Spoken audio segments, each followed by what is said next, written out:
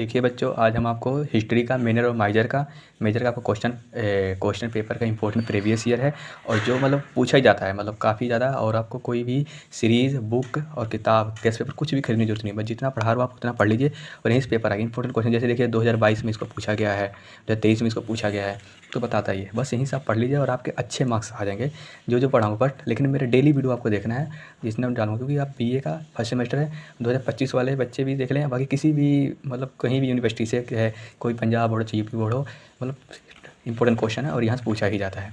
देखिए इसमें क्या कुछ बोला है। इसमें भारत में तुर्कों की सफलता के कारणों और परिणामों की विवेचना कीजिए, उन कारणों और परीक्षणों कीजिए जिनसे तुर्कों का सत्ता भारत में स्थापित हुआ। अब देखिए ऐसे क्वेश्चन पूछे गए हैं। तुर्की के विरुद्ध राजपूतों की हार के कारण के प्रकार डालिए। भारत में प्रारंभिक तुर्कों की सफलता के कारण, और इसमें बोल रहा है क्वेश्चन में कि प्रथम बार मतलब जैसे तुर्कों ने जो आक्रमण किया, राजपूत जो हार गए थे, क्या कारण थे जो राजपूत हार गए थे। सामान्य रूप से भारत में तुर्क साम्राज्य की स्थापना के कारणों को निम्नलिखित भागों में विभाजित किया जा सकता है। सैनिक और तकनीकी कारण। अब देखिए जैसे हम बताते हैं आपको क्या कारण था। दोषपूर्ण सैनिक संगठन। दोषपूर्ण भारतीय व तुर्कों के सैनिक संगठन में बहुत अंतर था, मतलब भारतीय और तुर्कों में बहुत अंतर था। भारत सेना के मुख्य रूप से 3 भागों में होते थे, पैदल, घुड़सवार व हाथी सेना। लेकिन इसके प्रयोग में बहुत अंतर था। भारत और तुर्कों की घुड़सवार सेना में बड़ा अंतर था। भारतीय घोड़े अच्छी किस्म के नहीं होते थे। भारतीय सैनिक लड़ाई में जमकर लड़ते थे। तुर्कों के पास बढ़िया घोड़े होते थे और वे पैंतरेबाजी, छापा मार, तेज़ी से भागना, पीछे हटना आदि सभी प्रकार की नीति अपनाते थे।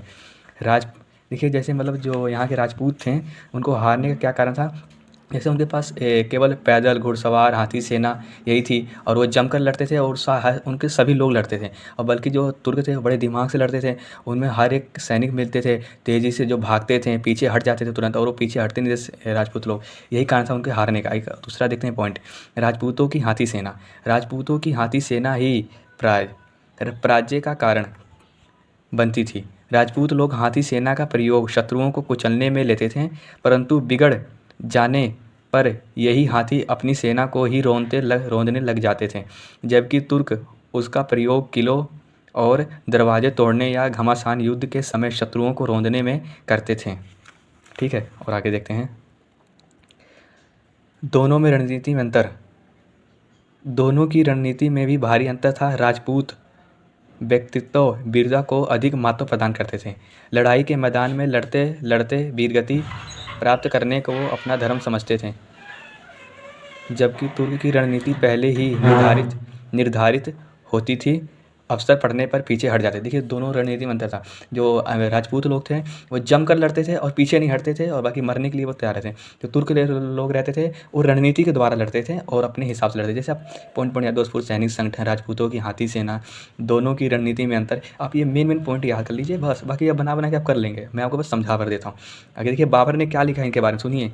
बाबर ने 1526 ईस्वी में अपने संस्मरण में लिखा है कि भारतीय मरना जानते हैं, युद्ध करना नहीं। वे वीर थे और युद्ध क्षेत्रों में अपने प्राणों का उत्सर्जन करने से नहीं डरते थे, किंतु उनसे आगे देखिए पढ़ते हैं, अगले नेक्स्ट पे आगे हैं। हाँ, ऐसे शत्रुओं की दुर्लभता से लाभ उठाकर युद्ध को दावे पेचों से प्रयोग करने की योग्यता ना थी। आगे देखते हैं, थोड़ा इसको ऐसे कर लेते हैं बस। अब देखते हैं, राजपूतों की सुसंगठित स्थायी सेना नहीं। राजपूतों की सेना में स्थायी सुसंगठित सेना का अभाव था। अधिकतर सामंतों की सेना के आधार पर युद्ध लड़ा जाता था। सामंतों की स्वभक्ति बहुत पूर्ण नहीं रहती थी। देख लीजिए ऐसे पॉइंट आप याद कर लीजिए, मेन पॉइंट बस और कुछ नहीं। तुर्कों के पास आधुनिकतम प्रकार के शस्त्र होते थे, जबकि राजपूत पुराने ही हथियारों से लड़ते थे। तुर्कों के पास किलों के तोड़ने वाली मशीनें, भयंकर और अरदाने आदि थीं। भयंकर नहीं, जैसे ये है हमारा भंजनिक। जो तुर्क लोग थे उनके पास भयंकर मशीन होता था लड़ने के लिए, और नए मशीनों का प्रयोग करते थे लड़ने के लिए। नए शस्त्र थे उनके पास, तोड़ने के लिए मशीनें थीं एक से एक। और जो राजपूत थे वही पुराने हथियार से लड़ते थे। यही कारण था भी उनके पराजय का। आगे देखते हैं, राजपूतों की सेना नायकों को चमकीले वस्त्र। राजपूत सेना नायक अत्यंत चमकदार वस्त्र पहनकर हाथी पर बैठते थे। इससे शत्रु उन्हें तुरंत पहचान जाता था। दूसरे अपने सेना नायकों को ना देखकर सेना में भी शीघ्र ही खलबली मच जाती थी। दुश्मन भी राजपूतों की फौज में सेना नायकों को सफलता से पहचान लेते थे तथा फिर उसी को अपना निशाना बनाते थे। सेना नायकों के मरने पर राजपूत सेना स्वयं ही भाग खड़ी होती थी। सेना केवल अपने राजा के लिए ही लड़ती थी, ना कि किसी राष्ट्रीय उद्देश्य से। देखो, जो तुर्क लोग थे और जो राजपूत लोग, दोनों में ये चीज़ था कि राजपूत लोग का जो सेना का जो नायक था वो चमकीले वस्त्र पहनकर बैठता था, और जो तुर्क लोग थे उनको पहचान लेते, उन्हीं को टारगेट बना लेते कि मारना है तो इन्हीं को मारना है। और ये लोग कोई एक उद्देश्य केवल अपने राजा के लिए लड़ते थे, बाकी जो कोई अपने देश को बचाने के लिए लड़ते नहीं थे। बाकी जो तुर्क थे वो मतलब लड़ते थे इनको अपने हासिल करने के लिए, केवल अपने को बचाने के लिए लड़ते थे। राजपूत सेना का एक साथ युद्ध में भाग लेना। राजपूत की संपूर्ण सेना एक साथ युद्ध में भाग लेती थी, जबकि तुर्कों की सेना एक भाग सुरक्षित होता था। तुर्क आक्रमणकारी और सुरक्षित होना की व्यवस्था करते थे, सुरक्षित सेना की व्यवस्था करते। देखो, जो राजपूत सेना थे एक साथ होकर लड़ते थे, बल्कि तुर्क से एक साथ होकर नहीं लड़ते थे। वो मतलब इसी कारण ये भी उनका हार बना। राजपूत की सुरक्षात्मक लड़ाई। राजपूत लड़ाई अपनी सुरक्षा के लिए लड़ते थे, जबकि राजपूत जो लड़ाई लड़ते थे अपनी सुरक्षा के लिए लड़ते थे, जबकि तुर्कों के युद्ध आक्रामक होते थे। वे लड़ाई का स्थान भी ऐसा ही चुनते थे। सोच लो, तुर्कों के श्रेष्ठ युद्ध योजना। तुर्कों की युद्ध व्यूह रचना भी राजपूतों की श्रेष्ठ। राजपूत की निर्दिष्ट युद्ध योजना नहीं होती थी, जबकि तुर्क योजना पूर्वक संगठित होकर युद्ध करते थे। तुर्कों की सेना के युद्ध प्रेरणा। तुर्कों की सेना के युद्ध प्रेरणा के अनेक कारण थे, जैसे जिहाद की भावना, उन्नति का लालच, ऊंचे पद की अभिलाषा। राजपूत की सेना में ऐसे प्रेरणादायक कोई बात नहीं थी कि कितना आसान शब्दों में लिखा हुआ है और आपको इतने बढ़िया से पता लग जा रहा है। बस पॉइंट भर देख लीजिए, बना लिखे खुद समझे, इसमें समझाने की जरूरत नहीं पड़ रही है आपको, मेरे को तो लग रहा है। बाकी समझाना हो बढ़िया पूरे डिटेल में तो मुझे कमेंट में ज़रूर बताइएगा, ठीक है। और भी जो सब्जेक्ट आपको पढ़ना है, कोई भी दिक्कत हो सब्जेक्ट में, आप मुझे कमेंट में बताइए। उस सब्जेक्ट में आपको टॉपिक वाइज ऐसे बढ़िया से आंसर पूरे डिटेल में लिखे हुए लेके आऊँगा, समझाऊँगा भी। तुर्कों का विशेष सैन्य संचालन। तुर्क सेनापति सैन्य संचालन की ओर भी विशेष ध्यान देते थे और निकट परिस्थिति में ही स्वयं लड़ते थे, जबकि राजपूत सेनापति शौर्य प्रदर्शित करना अपना कर्तव्य समझते थे। देखो, तुर्क जो थे वो सेनापति के संचालन के लिए लड़ते थे, बल्कि जो राजपूत थे वो अपने कर्तव्य के लिए लड़ते थे।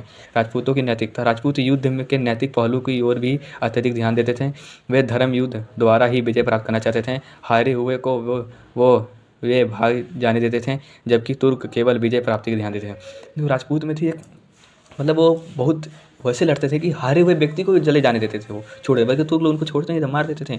और उनका जो उद्देश्य था, लालच था कि मुझे इसको चाहिए, और बल्कि राजपूत लोग धर्म के लालच में लड़ते थे। तुर्कों का गुप्तचर विभाग। तुर्क सेना का गुप्तचर विभाग बहुत निपुण था, जबकि राजपूतों ने इस ओर ध्यान नहीं दिया था। तुर्क सेनापति अपने गुप्तचर विभाग से रण से संबंधित रण में विजय प्राप्त करने के लिए सभी सूचनाएं प्राप्त कर लेते थे। फिर युद्ध जीतने के लिए गहराई से सोच समझकर उत्तम से उत्तम रणनीति तैयार करते थे, ठीक है। आगे देखते हैं। केवल क्षत्रियों के द्वारा ही युद्ध। देखिए क्या बोला है, केवल क्षत्रियों के द्वारा ही युद्ध। भारतीयों में लड़ना केवल क्षत्रियों का काम था, जबकि तुर्कों में प्रत्येक नागरिक को युद्ध के लिए उपयुक्त समझा जाता था। सोच लीजिए, देख लीजिए कितने वहाँ हर एक बच्चा लड़ता था, यहाँ केवल क्षत्रिय लोग लड़ते थे बस। तुर्कों की अचानक आक्रमण करने की नीति। तुर्कों की अचानक आक्रमण करने की नीति थी, जिससे शत्रु सेना घबराकर अस्त व्यस्त हो जाती थी। राजनीतिक कारण। तुर्कों की योग्य उत्तराधिकारी। तुर्कों में योग्य उत्तराधिकारी ही चुना जाता था, जबकि राजपूतों में वंश परंपरा के कारण राजा बनता था, चाहे वो अयोग्य ही क्यों ना हो। बताइए, वहाँ के जो राजा चुने जाते थे योग्य के अनुसार चुने जाते, बल्कि यहाँ के जो थे वो केवल समझ लीजिए कि वंश के अनुसार चुने जाते थे, उन्हीं का लड़का तो उन्हीं का बनेगा। तुर्कों में जाति भेद नहीं। तुर्क लोग जाति भेद को कोई महत्व प्रदान नहीं करते थे, सभी के अधिकार समान थे। राजपूत शासकों में वंश परंपरा, रंग व जाति का अत्यधिक महत्व प्रदान किया जाता था। ऊंचे पद केवल ब्राह्मणों और क्षत्रियों को ही प्राप्त होते थे। राजपूतों का जनहित की ओर ध्यान न दे पाना। राजपूत शासक लड़ाई में लगे रहने के कारण जनहित संबंधी कार्यों की ओर कम ध्यान दे पाते थे। फलत जनता उनसे प्रसन्न नहीं रहती थी। घरेलू झगड़ों में लगे रहने के कारण वे अपने विदेशी विभाग को भी उन्नत ना बना सकें। राजपूतों की भावना का लोप होना। भारतवासियों में राष्ट्रीयता की भावना लुप्त होती जा रही थी। भारतवासियों की यह धारणा बन चुकी थी कि युद्ध केवल राजाओं का कर्तव्य है, उनका नहीं। अतः तुर्क आक्रमण के समय भारतीय जनता में निष्क्रिय और उदासीनता बनी रहती थी। इसी प्रकार राजपूत नरेशों को जनता से सक्रिय सहयोग प्राप्त नहीं हुआ। देखिए कितना आसान शब्दों में लिखा और इतने आसान आपको कहीं नहीं मिलेगा। और बाकी आपको कहीं भी पैसा लगाने की कोई ज़रूरत नहीं है, जैसे हम पढ़ा रहे बस उतना पढ़ लीजिए, बस इतना पॉइंट बना देंगे ना आप, मैं गारंटी से कहता हूँ कि आपको लिख देंगे इतना 15 में से नहीं तो 12-13 मार्क्स पक्के हैं आपके, गारंटी इस बात की। राजपूतों की त्रुटिपूर्ण शासन प्रणाली। राजपूतों की शासन प्रणाली में त्रुटिपूर्ण थी। राजपूत नरेश निरंकुश एवं स्वच्छधारी होते थे। उनका पद प्राय वंशानुगुप्त होता था। उनके निर्वाचन में जनता का हाथ नहीं होता था। प्राय ब्राह्मणों एवं क्षत्रियों को ही ऊंचे पदों पर नियुक्त किया जाता था। जन साधारण की प्रशासन में कोई भागीदारी नहीं थी। अतः जनता शासन कार्यों को प्रति उदासीन बनी रहती थी। देख लें, बस इतना आसान है शब्दों में। राजपूतों की समानता की प्रथा। राजपूतों प्रथा भी राजपूतों के पतन का प्रमुख कारण थी। सामंती शाही के समस्त दुर्गपूर्ण उनमें विद्यमान थे। सामंत स्वार्थी होते थे। अवसर पाने आने पर वे स्वयं स्वतंत्र हो जाते थे। अतः राज्य अवश्य बम्बाई रहती थी। कोई भी आप गलती दिखे आपको, थोड़ी दिक्कत होगा ही, कोई भी दिक्कत है आप मुझे बताइए, मैं इसका जरूर समाधान करूँगा। राजनीतिक एकता का अभाव। तुर्कों के आक्रमण के समय भारत में राजनीतिक एकता का अभाव था। संपूर्ण भारत अनेक छोटे छोटे राज्यों में बटा हुआ था, जिनमें परंपरा, एकता अथवा संभावना का अभाव था। देश में एक ऐसी सार्वभौमिक केंद्र सत्ता का अभाव था जिसके अधीन सभी राजपूत नरेश संगठित होकर शत्रु का सामना कर सकें। डॉक्टर ए श्रीवास्तव का कथन है कि प्रत्येक राजाओं को अकेले ही युद्ध करना था, मानो वो कि बस यही है आपका लास्ट। इसके बाद फिर और भी अपने और अपने राज्य के लिए लड़ रहे हो, संपूर्ण देश के लिए नहीं। घोर संकट के समय भी हमारे शासक मिलकर अपनी सुरक्षा के लिए आक्रमण के विरुद्ध ना कर सके। देखिए कितना आसान है, कितने बढ़िया से लिखा हुआ, इंपॉर्टेंट क्वेश्चन है। ऐसे ही आपको पढ़ना, एक बार मैं आपको और दिखा देता हूँ। देखिए बस ऐसे सैनिक दोषपूर्ण सैनिक संगठन, राजपूतों की हाथी सेना और दोनों की रणनीति में अंतर बाबर ने लिखा। बस यही मेन पॉइंट आप ऐसे आपको लिखना है। राजपूतों के संगठित स्थायी सेना नहीं, तुर्कों के पास अधिक अद्वितीय शस्त्र। इतना पढ़ लेंगे ना, मैं गारंटी कहता हूँ आपको 15 में से 13-14 मार्क्स पक्का है। बस मेन पॉइंट आप याद कर लीजिए बस, और कुछ नहीं करना है। जितना पढ़ाया हूँ वीडियो फास्ट करके देख लीजिए, या वीडियो स्लो करके देख लीजिए, मतलब बस इम्प्रूव। देखिए 2022 में पूछा है, और आपको हम इसकी अगली वीडियो भी देंगे। और आपको और भी किसी सब्जेक्ट का चाहिए तो आप मुझे कमेंट में बताइए। Okay bye. बाकी आप इस मेरे चैनल को सब्सक्राइब जरूर करें। बाकी इस चैनल को अपने दोस्तों को ज़्यादा भेजें ताकि वो भी ऐसे पढ़ के अच्छे नंबरों से पास हों। थैंक्स।